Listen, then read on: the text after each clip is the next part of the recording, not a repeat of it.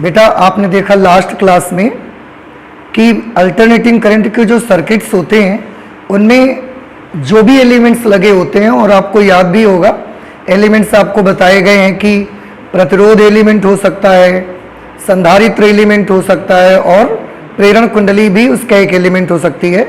Resistor, capacitor और inductor, ये तीन ही एलिमेंट पूरे सर्किट में लगे होते हैं। चाहे जहां पूरी दुनिया में कोई भी सर्किट होगा, इलेक्ट्रिक सर्किट अगर है तो उसमें यही तीन एलिमेंट्स होते हैं, इनके अलावा कोई चौथी चीज नहीं होती। और लास्ट क्लास में हमने देखा कि अल्टरनेटिंग करंट सर्किट्स में एक काफी अजीब चीज हमको देखने को मिलती है कि प्रत्यावर्ती वोल्टेज, एसी वोल्टेज और एसी करंट दोनों का फ्रीक्वेंसी सेम रहती है, दोनों की फ्रीक्वेंसी 50 साइकिल पर सेकंड, लेकिन इसके बावजूद भी दोनों साथ साथ नहीं चलते। कोई थोड़ा सा आगे और कोई थोड़ा सा पीछे रहता है, जिन्हें हमने साइंस की भाषा में अग्रगामी और पश्चगामी बोला। आज हम लोग वही स्टडी करेंगे। जैसे कि मैंने बताया, डिपेंड करेगा एलिमेंट्स पर कि कौन सा एलिमेंट आपके प्रत्यावर्ती धारा परिपथ पे लगा हुआ है। रेसिस्टेंस लगा है तो क्या होगा, कैपेसिटर अगर लगा हुआ है तो उस समय क्या होगा, और अगर अल्टरनेटिंग करंट सर्किट में इंडक्टर लगा हुआ है तो उस समय करंट और वोल्टेज के बीच फेज डिफरेंस क्या होगा, और उससे जुड़ी हुई और भी कुछ एक्स्ट्रा चीजें हैं जो काफी इंपॉर्टेंट है, उनको पढ़ते चलेंगे हम लोग। तो स्टडी करने का हमारा जो तरीका रहेगा वो ये रहेगा कि सबसे पहले अल्टरनेटिंग करंट के साथ में ये जो एलिमेंट्स है ना हमारे, वन बाय वन हम इनको लगाएंगे। सबसे पहले एसी के साथ रेसिस्टर यूज करके देखेंगे कि क्या इफेक्ट मिलता है, फिर कैपेसिटर यूज करेंगे, फिर इंडक्टर यूज करेंगे। तो इनके इफेक्ट्स पहले हम अलग अलग इंडिविजुअली देख लेंगे, और इसके बाद फिर सबको कंबाइंड करके भी लगाएंगे, क्योंकि हम इनके कॉम्बिनेशन भी बना सकते हैं। आर और एल को एक साथ लगा सकते हैं, एल और सी को एक साथ लगा सकते हैं, आर और सी को एक साथ लगा सकते हैं, आर एल और सी तीनों को भी हम एक साथ लगा सकते हैं। तो पहले अलग अलग क्या इफेक्ट है वो पढ़ेंगे, और इसके बाद हम लोग स्टडी करेंगे कि अगर उनके कॉम्बिनेशन करते हैं एसी सर्किट्स में तो उनका क्या इफेक्ट रहता है, वोल्टेज और करंट के बीच क्या फेज डिफरेंस है, और उससे रिलेटेड बहुत सारी चीजें। तो आज हम जो सबसे पहले देखने चल रहे हैं, फिलहाल तो हमारा आर्टिकल है AC circuits of different types, विभिन्न प्रकार के प्रत्यावर्ती धारा परिपथ। इसमें जो सबसे पहले, जैसा कि मैंने बताया, इंडिविजुअली हम पढ़ेंगे। तो सबसे पहले हम देखेंगे कि अगर प्रत्यावर्ती धारा परिपथ में शुद्ध प्रतिरोध लगा हुआ है तो क्या होगा। तो आप भी लिख लीजिए, नंबर 1 हेडिंग,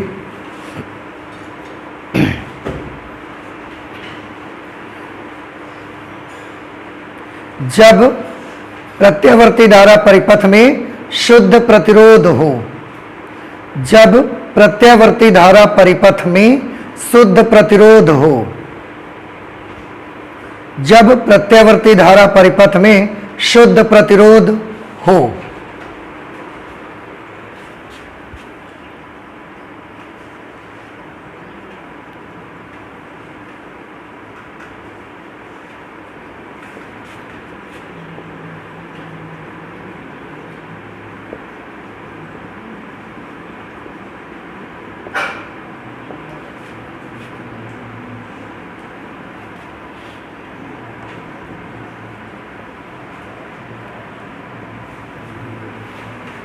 अगर एसी सर्किट में प्योर रेसिस्टेंस लगा होगा तो इसके बारे में जब भी हम कोई सर्किट फिलहाल स्टडी करेंगे, चाहे वो प्योर रेसिस्टेंस का हो, प्योर कैपेसिटर का हो, प्योर इंडक्टर का हो, या उनके कॉम्बिनेशन हो, पूरी एक आर्टिकल में हम लोगों को कई सारे पॉइंट्स कवर करने हैं।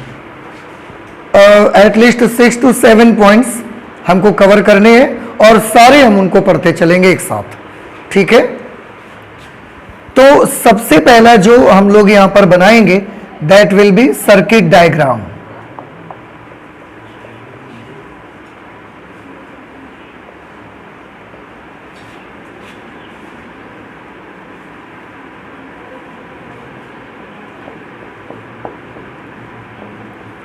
सर्किट डायग्राम, उसका परिपथ आरेख बनाएंगे। इसमें हमें एक एसी सोर्स लगाना है और एसी सोर्स के साथ केवल रेसिस्टेंस का यूज करना है, बस यूं इस तरह से। और यहां पर हमको अगर डीसी हम सप्लाई देते तो डीसी का सोर्स लगाते, लेकिन हम यहाँ एसी सप्लाई देते हैं तो एसी सोर्स का सिंबल आप जानते हैं, ऐसा हम लोग बनाते हैं।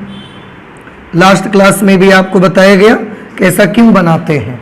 डीसी का सोर्स का सिंबल क्या था? डीसी सोर्स का सिंबल ऐसे था, जिसकी ये लंबी लाइन पॉजिटिव टर्मिनल और छोटी लाइन नेगेटिव टर्मिनल को रिप्रेजेंट करती है, क्योंकि इसके पॉजिटिव और नेगेटिव फिक्स रहते हैं। और ये एसी सोर्स का सिंबल है, क्योंकि इसके पॉजिटिव और नेगेटिव फिक्स नहीं रहते। एक बार इधर प्लस उधर माइनस बनेगा, फिर अगली बार इधर प्लस और इधर माइनस बनेगा, और ये बड़ी जल्दी जल्दी होता है, इसलिए इसके पोलरिटीज फिक्स नहीं रहती हैं। तो हम एसी का जो ग्राफ हमको मिला था, वो ग्राफ का ही छोटा सा रूप यहाँ पर बना के दिखा देते हैं। ये हमने प्योर रेसिस्टेंस लगाया, मान लिया कि ये जो रेसिस्टर लगा हुआ है इसका प्रतिरोध R है।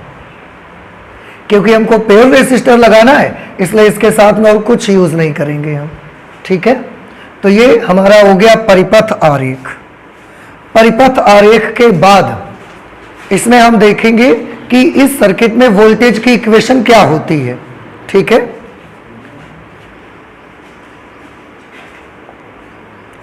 इक्वेशन ऑफ EMF,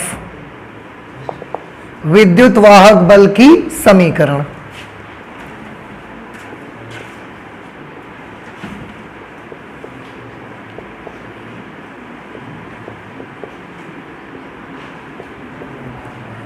तो विद्युत वाहक बल की समीकरण क्या होगी? एसी सर्किट में ईएमएफ की इक्वेशन हमने मैथमेटिकली सॉल्व की थी। क्या याद है किसी को क्या होती है? E is equal to E naught sine omega t, where t is any time. T कोई भी समय हो सकता है। देखिए इसके सारे सिंबल्स आपको याद हैं कि नहीं? टी कोई भी टाइम हो सकता है। ई नॉट क्या है? कॉइल में इंड्यूस्ड विद्युत वाहक बल का सबसे अधिकतम वाला मान, मैक्सिमम वैल्यू, पीक वैल्यू, शिखर मान, विद्युत वाहक बल का आयाम, इतने सारे नाम से हम इसको एम्पलीट्यूड बोल सकते हैं। ई क्या चीज है? ये किसी समय टी पर विद्युत वाहक बल का मान है, ये चेंज होता जाएगा, ये चेंज नहीं होगा। ये आपने लास्ट क्लासेस में खूब डिस्कशन इनके बारे में किया है हम लोगों ने। ओमेगा टी क्या चीज है? कला। हम फेज बोलते हैं किसका? विद्युत वाहक बल का। ई को अंग्रेजी में क्या बोलते हैं? इंस्टेंटेनियस ईएमएफ, किसी क्षण टी पर विद्युत वाहक बल का मान। ये विद्युत वाहक बल की समीकरण हो गई। इसके बाद हम एक काम करना चाहते हैं, मान लेते हैं इसे इक्वेशन नंबर 1, ठीक। अब हम इस सर्किट में करंट की इक्वेशन भी पता लगाना चाहते हैं, तो उसके लिए हम यहां पर लिखेंगे इक्वेशन ऑफ करंट।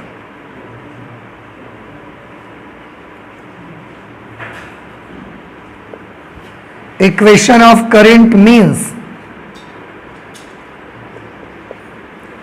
धारा की समीकरण।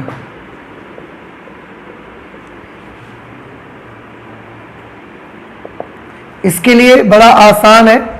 ये जो आप इक्वेशन नंबर 1 देख रहे हैं, इसके दोनों साइड्स में आपको करंट तक पहुंचना है ना। देखिए ये थोड़ा सा आपको यहां समझना है, क्योंकि अभी हम रेसिस्टेंस कर रहे हैं, आगे चल के हम कैपेसिटर करेंगे, फिर हम इंडक्टर भी करेंगे। तो ये एक चीज आपको बहुत समझना है कि ई से आई तक कैसे पहुंच सकते हैं रेसिस्टेंस में, फिर ई से आई तक कैसे पहुंच सकते हैं इंडक्टर में, प्रेरण कुंडली में, फिर ई से आई तक कैसे पहुंच सकते हैं कैपेसिटर में। तीनों एलिमेंट्स में अगर आपको वोल्टेज दिया गया है तो उस वोल्टेज से करंट तक पहुंचने का रास्ता अलग अलग है। समझ आ रहा है आपको? तो रेसिस्टेंस में हम ई से आई कैसे पहुंच सकते हैं, इंडक्टर में ई से आई कैसे पहुंच सकते हैं, और कैपेसिटर में ई से आई कैसे पहुंचेंगे, ये सब आपको बहुत अच्छे से समझना है। रेसिस्टेंस में अगर आपको वोल्टेज मालूम है तो आप आई कैसे निकाल सकते हो, वोल्टेज मालूम है आई कैसे निकाल सकते हो, कोई आइडिया है आपको? हाँ, अगर V के अपॉन में R हो जाए तो V अपॉन R को हम क्या लिख सकते हैं, I लिख सकते हैं, प्रतिरोध में कर लेते हैं, इसके दोनों पक्षों में हम R से भाग दे देते हैं। समीकरण 1 के दोनों पक्षों में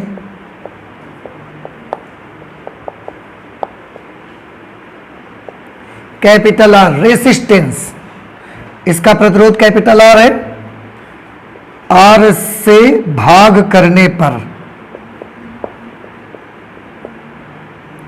देखिए कर दीजिए इसमें डिवाइड, तो ये E upon R is equal to E naught upon R into sine omega t upon R, नहीं, क्योंकि एक साइड इधर है और एक साइड इधर है, इसलिए इधर भी R से डिवाइड कर दिया, इधर भी R से डिवाइड कर दिया।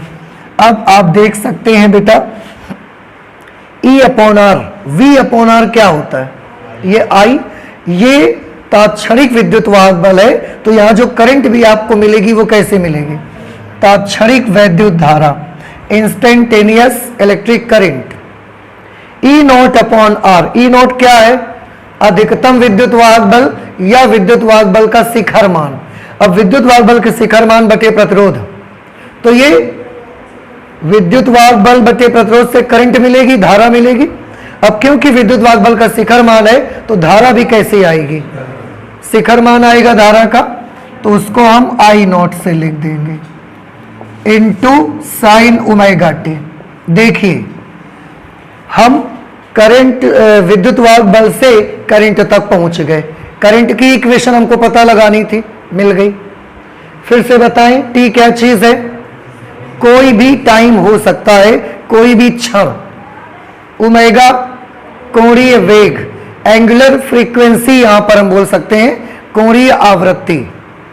I नॉट प्रत्यावर्ती धारा का शिखर मान, I प्रत्यावर्ती धारा का समय t पर तात्क्षणिक मान। ओमेगा टी क्या चीज है, कला, प्रत्यावर्ती धारा की कला, केवल कला नहीं, कला फिर किसकी है ना, प्रत्यावर्ती धारा की कला, समय t पर, प्रत्यावर्ती धारा की समय t पर कला। तो इक्वेशन ऑफ करंट हमने कर लिया।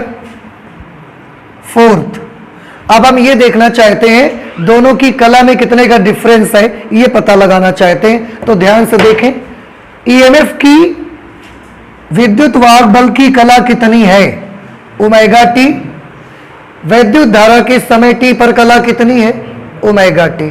तो बताइए कला में अंतर कितने का होगा, 0। इसका मतलब दोनों आपस में कैसे हैं, समान कला में है, they are in same phase. तो हम क्या लिख सकते हैं, हम लिख सकते हैं समय t पर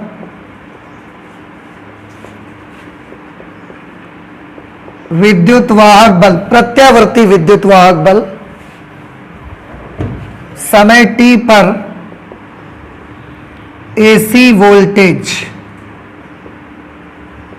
की कला, समय t पर AC वोल्टेज की कला है ओमेगा टी, तथा समय t पर AC करंट की कला कितनी है, वो भी तो ओमेगा टी है। आप देखें वोल्टेज की कला ओमेगा टी, करंट की कला भी ओमेगा टी। अर्थात हम यहां पर क्या नियम बना सकते हैं कि शुद्ध प्रतिरोध वाले प्रत्यावर्ती धारा परिपथ में वोल्टेज और धारा समान कला में होते हैं।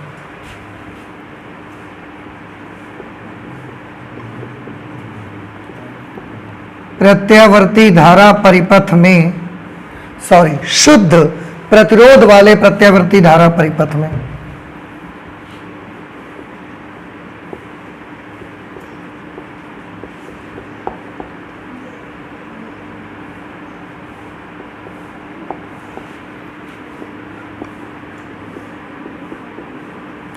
शुद्ध प्रतिरोध वाले प्रत्यावर्ती धारा परिपथ में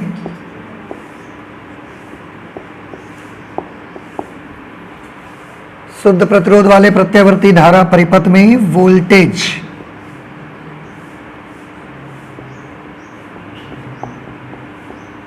और करंट V और I या E और I समान कला में होते हैं।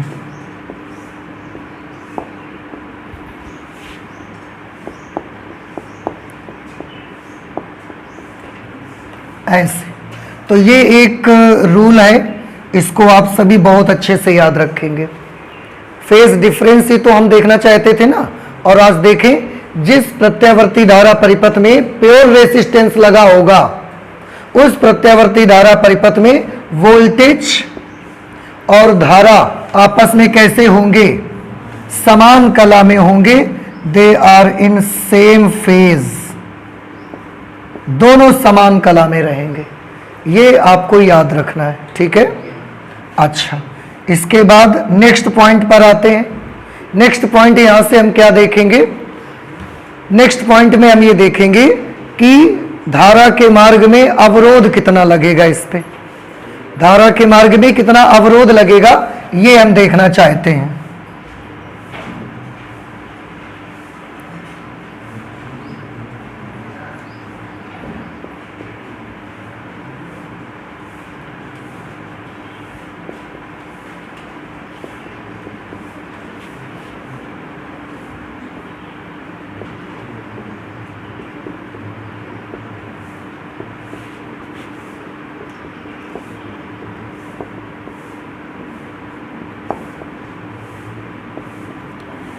अपोजिशन टू करंट, धारा के मार्ग में कितना अपोजिशन आएगा, कितना विरोध होगा करंट का, ये हम पढ़ेंगे।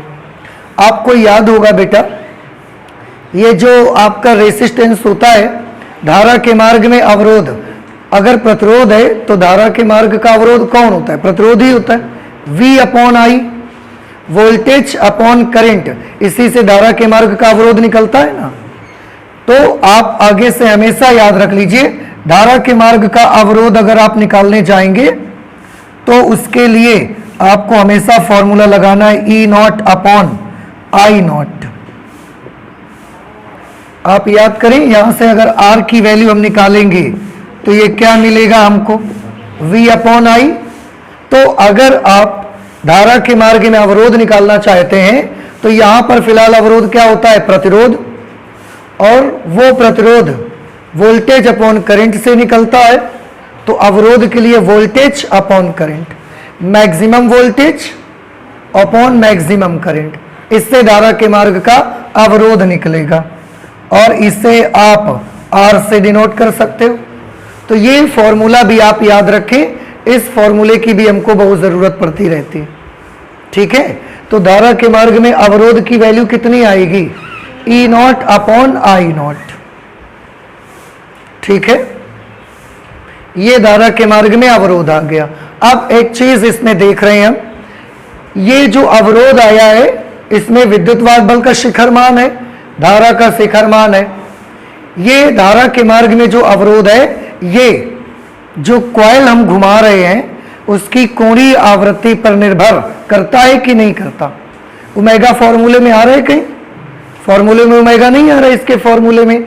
इसका मतलब है प्रत्यावर्ती धारा परिपथ में जब शुद्ध प्रतिरोध लगा होगा तो धारा के मार्ग में जो अवरोध होगा वो कोणीय आवृत्ति पर निर्भर नहीं करता। तो हम इसमें लिख सकते हैं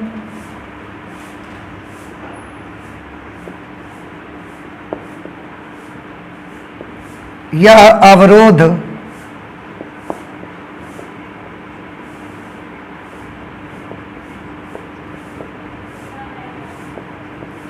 कोणीय आवृत्ति पर निर्भर नहीं करता।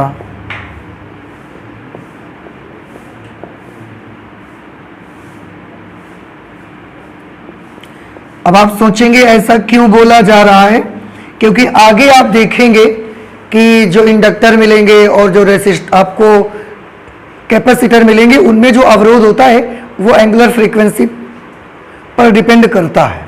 तो इसलिए आपको बता रहे हैं कि अभी से आप इसको देखोगे तो वहां भी आपको ये बात याद रहेगी। ये अवरोध जो है वो कोणीय आवृत्ति पर निर्भर नहीं करता। इसका क्या मतलब है? इसका मतलब ये है कि आप कॉइल को धीमा घुमाओ या उसको तेज घुमाओ, दोनों हालत में करंट के रास्ते पर अवरोध एक जैसा ही आएगा। ठीक है, तो ये हो गई फिफ्थ। इसके बाद और भी दो चीजें अभी हमें स्टडी करनी है। देखो, एक तो हम स्टडी करेंगे वेव डायग्राम उसका, सिक्स्थ।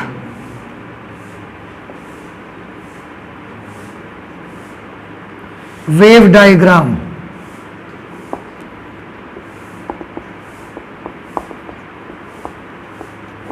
तरंग रूप। आपको याद है कल वेव डायग्राम बनाए थे हमने वोल्टेज और करंट के। यहां पर आप क्या देख रहे हैं? वोल्टेज और करंट में आपने देखा दोनों आपस में कैसे रहते हैं, समान कला में होने का क्या मीनिंग है कि जब वोल्टेज जीरो है तो करंट भी जीरो है। जब वोल्टेज मैक्सिमम हुआ करंट भी मैक्सिमम हो गई। जब फिर से वोल्टेज जीरो करंट भी जीरो। जब वोल्टेज दूसरी दिशा में मैक्सिमम तो करंट भी दूसरी दिशा में मैक्सिमम। जब वोल्टेज जीरो तो करंट भी जीरो। समान कला में चलना है। तो ग्राफ कैसे बनाएंगे देखिए उसको। इधर की तरफ हम टाइम लेते हैं। विद्युत वाहक बल का ग्राफ ये हमने बनाया ऐसा। तो ये जो हमने ग्राफ बनाया ये किसका? ये एसी वोल्टेज का ग्राफ। एसी वोल्टेज को रिप्रेजेंट करता है। क्या आप बताएंगे यहां पर टाइम कितना? हम कला नोट करेंगे, टाइम नहीं लिखते। ठीक है, यहां पर कला कितनी? जीरो। यहां पर बताइए π/2 मैक्सिमम वोल्टेज है। याद नहीं आया आपको? SHM वाला जो हमने फिगर उससे कंपेयर करा था। मैक्सिमम वोल्टेज पर कला कितनी? π/2। फिर जीरो हो गई कला पाई। यहां पर दूसरी दिशा में मैक्सिमम वोल्टेज 3π/2 और यहां पर फिर 2π। हम केवल फेज को मेंशन करेंगे बस। तो ये हमने किसका बना दिया? AC voltage. अब एसी करंट का बनाएंगे। आप देख रहे हैं AC voltage and AC current दोनों समान कला में है, दोनों साथ साथ चलेंगे। तो इसका ग्राफ कैसे बनेगा देखिए,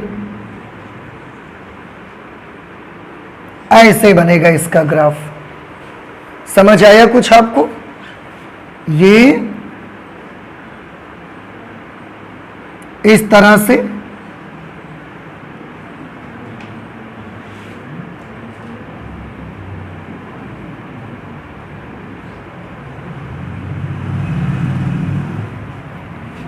तो ये वाला ग्राफ हमने किसका बनाया? एसी करंट का ग्राफ बनाया। बताएं यहां पर एसी करंट की कला हाई है ना, तो π/2 नहीं हो गया। यहां पर एसी करंट की कला पाई, यहां पर 3π/2 और ये जीरो हो गई तो 2π। अब आप जरा ध्यान से देखें, अगर मैं किसी भी जगह पर पूछूं, अगर मैं इस जगह पूछता हूं आपसे कि इस जगह देखकर बताओ वोल्टेज और करंट की कला में कितने का अंतर है, तो यहां पर वोल्टेज की कला कितनी? वोल्टेज की 3π/2 और इसी लाइन पर करंट की कला कितनी? 3π/2। कितने का अंतर है? जीरो, अर्थात समान कला में है। देखो लिखा है हमने। समझ आ गया? तो ये बन गया क्या? उसका वेव डायग्राम। और एक चीज देखिए, हमने यहां करंट की मैक्सिमम वैल्यू को छोटा रखा है और वोल्टेज की मैक्सिमम वैल्यू को बड़ा रखा हुआ है। इसके पीछे भी सीक्रेट है। इसके पीछे ये सीक्रेट है कि आप थोड़ा ध्यान से देखें। R = E0/I0। अगर मैं यहां से I0 की वैल्यू निकालूंगा तो मुझे क्या मिलेगा? E0/R। अब E0 तो प्रत्यावर्ती वोल्टेज का शिखर मान है, उसमें हमने प्रतिरोध से जब भाग दिया तब जाके मुझे करंट का शिखर मान मिला। इसका मतलब है ई में आर से डिवाइड करने से आई मिला आपको। तो जब ई में किसी नंबर से डिवाइड करोगे तो जो वैल्यू आएगी वो ई से तो छोटी हो जाएगी ना। इसका मतलब जो आई आएगी वो हमेशा ई से कैसे अधिक रहेगी, छोटी रहेगी। तो ऐसा हम मानते हैं कि अगर वोल्टेज में हमने प्रतिरोध से डिवाइड किया हुआ है तो जो वैल्यू मिलेगी करंट, वो करंट विद्युत वाहक बल से कैसी आएगी, छोटी। इसलिए करंट वाला ग्राफ हमेशा कैसा बनाएंगे, छोटा, और वोल्टेज वाले ग्राफ का शिखर मान कैसा बनाएंगे, बड़ा। समझ नहीं आई बात ये वाली आपको? आ गया? अच्छा, ये हमारा रहा 6th पॉइंट। इसके बाद 7th and last point. 7th point में हम अभी एक चीज बड़ी इंपॉर्टेंट बाकी रह गई। क्या आप बता सकते हैं क्या रह गया? पिछले 2 दिन से वही कर रहे हैं, फेजर डायग्राम रह गया। फेजर डायग्राम बनाया क्या आपने? अभी तो नहीं बनाया, तो फेजर डायग्राम बनाना रह गया, बना लेते हैं।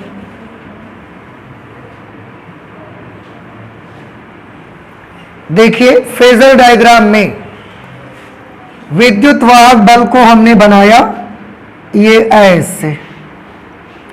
ये विद्युत वाहक बल का शिखर मान हमने बना लिया ई नॉट। कितना फेज है इसका, ओमेगा टी। समय टी पर इसका फेज, विद्युत वाहक बल का फेज कितना, ओमेगा टी। और समय टी पर अगर मैं पूछूं कि इसका इंस्टेंटेनियस वैल्यू बताइए, अब आप क्या करेंगे? समय टी पर इसका तात्क्षणिक मान बताने के लिए यहां से एक इस पे परपेंडिकुलर ड्रॉप करेंगे। इसे हम प्रोजेक्शन बोलते हैं। क्या बोल सकते हैं? प्रोजेक्शन, जिसे हिंदी में प्रक्षेप कहा जाता है। तो इस ई नोट का प्रोजेक्शन कितना है, ये इतना। तो ये हमको क्या दिखाता है? ये हमको तात्क्षणिक विद्युत वाहक बल दिखाता है, इंस्टेंटेनियस ईएमएफ दिखाता है। क्या आप इसको देख के बता सकते हैं कि समय टी पर एक क्षण के बाद विद्युत वाहक बल का क्या होगा? बढ़ेगा, घटेगा, या कुछ नहीं हो सकता? बढ़ेगा। Very good. पॉजिटिव डायरेक्शन में बढ़ेगा या नेगेटिव डायरेक्शन में बढ़ेगा? पॉजिटिव डायरेक्शन में बढ़ेगा। अब आपको देखना आ रहा है, देखो ग्राफ। और हमने एक तरीका बताया था अच्छा आपको कि अगर प्रोजेक्शन इससे आगे मिले तो बढ़ेगा, और अगर किसी का प्रोजेक्शन करंट का या ईएमएफ का पीछे रहे तो वो वैल्यू कम होगी अभी। और अभी बढ़ेगा पॉजिटिव डायरेक्शन में, बढ़ेगा तो ऊपर जाएगा, तो पॉजिटिव डायरेक्शन में बढ़ेगा। तो हमने विद्युत वाहक बल का शिखर मान भी देख लिया, समय टी वो तो हमेशा सेम रहेगा। समय टी पर उसका फेज भी देख लिया, समय टी पर उसका तात्क्षणिक मान भी देख लिया, समय टी पर यह भी पता लग गया कि वो बढ़ेगा या घटेगा। अब करंट बनानी है। अब आप मुझे बताएं, अभी अभी आपने पढ़ा हुआ है कि शुद्ध प्रतिरोध वाले प्रत्यावर्ती परिपथों में वोल्टेज और धारा कैसे होते हैं? दोनों समान कला में होते हैं। क्या उनकी कला में कोई अंतर होता है? क्या उनमें से कोई आगे या कोई पीछे रहता है? आगे या पीछे रहता है? क्या रहता है कि नहीं? जब समान कला में है तो कोई आगे और कोई पीछे कैसे रह सकता है? तो दोनों एक ही डायरेक्शन पे रहेंगे। तो हम आई किधर बनाएं? इधर बना दें या इधर ही बना दें? इधर ही बना दिया जाए। Very good. ये किसकी डायरेक्शन हो गई? देखो, आई नॉट। तो ये किसको रिप्रेजेंट करेगा? आई नॉट को रिप्रेजेंट करेगा। अगर हम समय टी पर इसका कला पूछेंगे तो आप कितनी बताओगे? फिर से, समय टी पर वोल्टेज की कला ओमेगा टी। समय टी पर करंट की कला बताओ, वो भी तो ओमेगा टी है, उसी लाइन पे तो जा रहे हैं। समय टी पर करंट का तात्क्षणिक मान बताइए। क्या करेंगे आप? यहां से इस पर एक लंब डाल देंगे। ये देखिए, समय टी पर करंट की ये वैल्यू आ गई, कौन सी? तात्क्षणिक मान, इंस्टेंटेनियस वैल्यू। ठीक है, ये भी हमको पता चल गया। और आप देखें ईएमएफ से इसकी वैल्यू थोड़ी कैसी है, छोटी आ रही है। और यहां पर भी, यहां से हमने पता लगाया क्यों छोटी आएगी, तो मैथमेटिकली भी पता लगाया, ग्राफ में भी आप देख लो। इसीलिए हमने उसको छोटा बनाया यहाँ पे। फिर से बताओ, टाइम टी पर करंट बढ़ रही, तात्क्षणिक मान बढ़ेगा या घटेगा या कुछ नहीं होगा? बढ़ रहा होगा कि घट रहा होगा? बढ़ रहा होगा, क्योंकि इसका भी प्रोजेक्शन इस करंट मैक्सिमम वैल्यू से आगे पड़ता है। ये सब इधर की तरफ ऐसा घूम रहे हैं। समझ आया आपको? तो इस तरह से ये हमारा फेजर डायग्राम बन गया, और ये फेजर डायग्राम सब कुछ हमें बताता है, सारी जानकारी हमको दे रहा है। क्या आपको जानकारी आ गई? चलिए अच्छा, एक बार 2 मिनट लगेंगे, हम आपसे सब कुछ पूछ लेते हैं। बताएं, समय t पर विद्युत वाहक बल का अधिकतम मान हमेशा ही नॉट ही रहेगा। वो समय t पर करके आपको कंफ्यूज कर सकते हैं। समय t पर विद्युत वाहक बल का तात्क्षणिक मान E, समय t पर विद्युत वाहक बल की कला ओमेगा t, समय t पर विद्युत वाहक बल बढ़ रहा है कि घट रहा है? पॉजिटिव डायरेक्शन में या नेगेटिव डायरेक्शन में? पॉजिटिव डायरेक्शन पे। समय t पर करंट की तात्क्षणिक मान बताओ। I, वोल्टेज से करंट छोटा है कि बड़ा? छोटी रहेगी करंट वोल्टेज से। और तात्क्षणिक मान I, कला कितनी होगी समय t पर करंट की? ओमेगा t, दोनों की कला समय t पर सेम है। करंट बढ़ रही है कि नहीं, बढ़ रही है कि घट रही है? पॉजिटिव डायरेक्शन में या नेगेटिव डायरेक्शन में? पॉजिटिव डायरेक्शन पे। समझ आ गया? तो अब अगर ये ग्राफ आपको समझ आ गया, तो आपसे अगर कोई ऐसे पूछ लेता है बाई चांस कि ये हमने एक फेजर डायग्राम बनाया है और ये है ईएमएफ ई नॉट, तो उसकी सारी इंफॉर्मेशन मुझे बताओ, उसके वोल्टेज की, उसके करंट की, और ये सर्किट कौन सा है? शुद्ध प्रतिरोध वाला। क्या अब आप बता सकते हो? नहीं बता सकते हो? करंट किधर बनाएंगे बताइए? इधर बनाएं, इधर बनाएं कि इसके साथ बनाएं? वेरी गुड, इसके साथ बनाना चाहिए हमको। कला बताइए इसकी, ये कला बता सकते हैं आप, ठीक है, दोनों की कला सेम रहेगी। तात्क्षणिक मान बताइए, ये लंब डाल दिए हमने, ये ई का तात्क्षणिक मान है, और यहां से तो ये आई का तात्क्षणिक मान है। इसके बाद ई और आई बढ़ रहे हैं कि घट रहे हैं? घट रहे हैं। इस बार देखिए प्रोजेक्शन पीछे आ गए, और प्रोजेक्शन पीछे आ गया तो वैल्यू घट रहे हैं। अभी आप पूरी जानकारी बता सकते हो ना?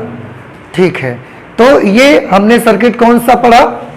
एसी सर्किट पढ़ा विथ प्योर रेसिस्टेंस, जब परिपथ में शुद्ध प्रतिरोध होगा उस समय का। और ये हमारा आर्टिकल है, नोट कर लें आप जल्दी से इसे।